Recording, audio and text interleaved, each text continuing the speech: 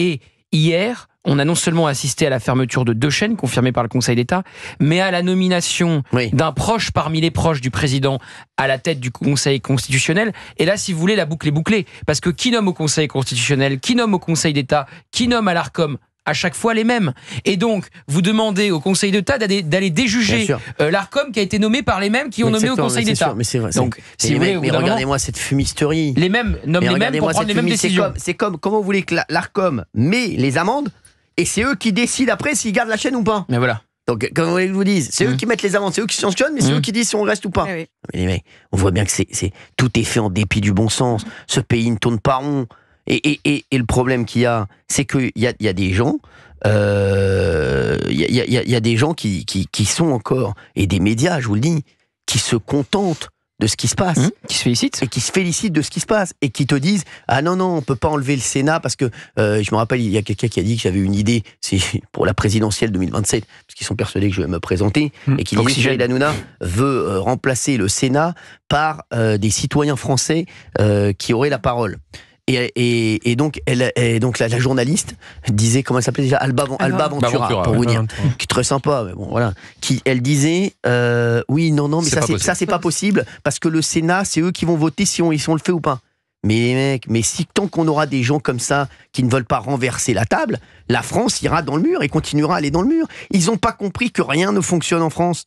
Ils n'ont pas compris encore ça. Ah ouais. Ils n'ont pas capté et ils veulent continuer. Pareil, ils veulent continuer. On va continuer exactement comme c'était avant, avec le Sénat et avec...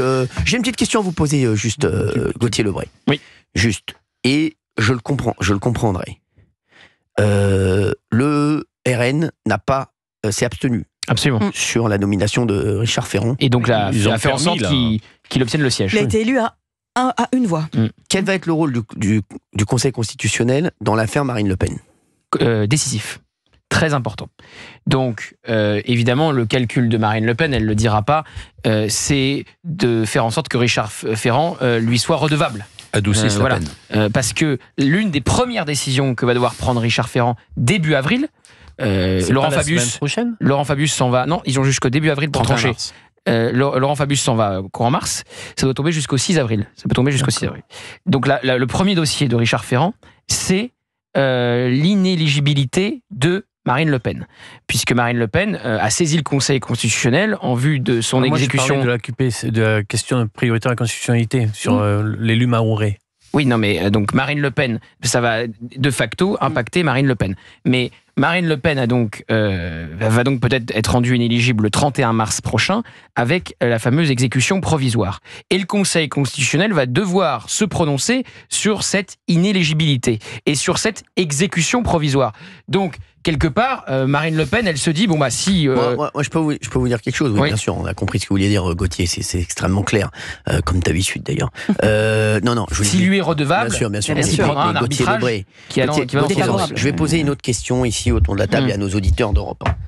Est-ce que tout cela n'était pas fait également ? Moi, je vais vous dire, on dira ce qu'on voudra, mais dans le vice et dans la tambouille, ils sont quand même très très forts. Est-ce qu'ils n'avaient pas fait, mine de rien, est-ce que tout ce qui arrive à Marine Le Pen n'était pas aussi fait pour que tout cela...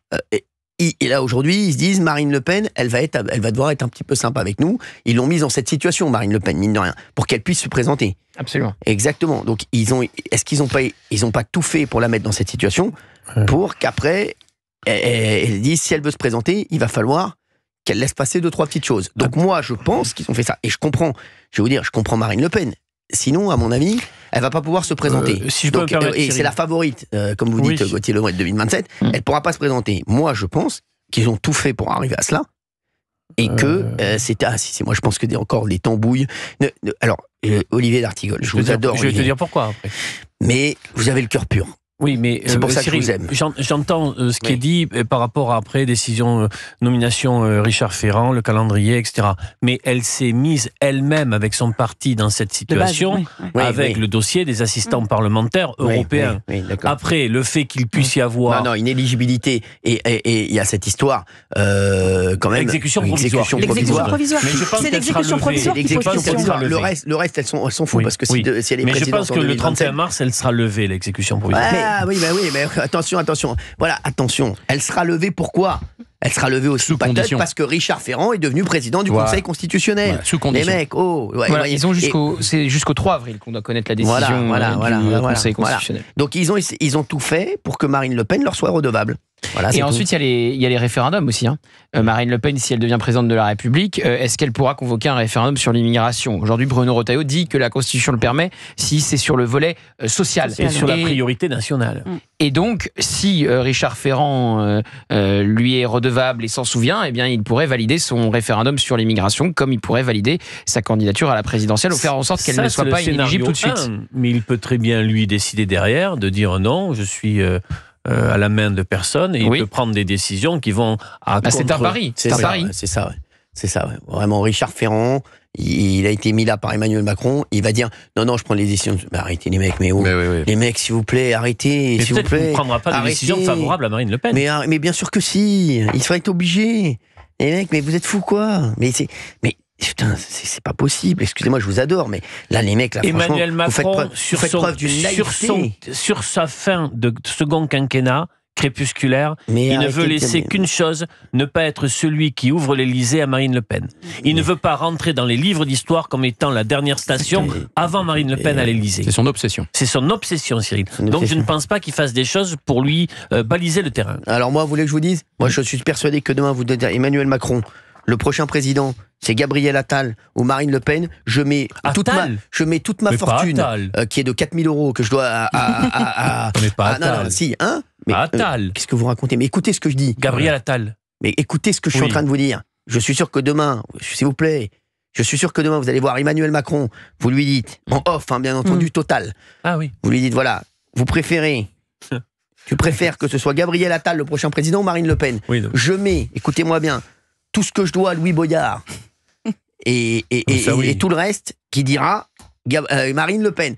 Vous allez voir demain Emmanuel Macron, vous lui dites, est-ce que tu préfères que le prochain président... Non, mais parce que je vais lui montrer comme il dit des bêtises. Vous préférez, parce que je l'aime beaucoup, mais préférez que ce soit Édouard Philippe ou Marine Le Pen. Il va vous dire Marine Le Pen. Donc arrêtez de dire des énormes bêtises.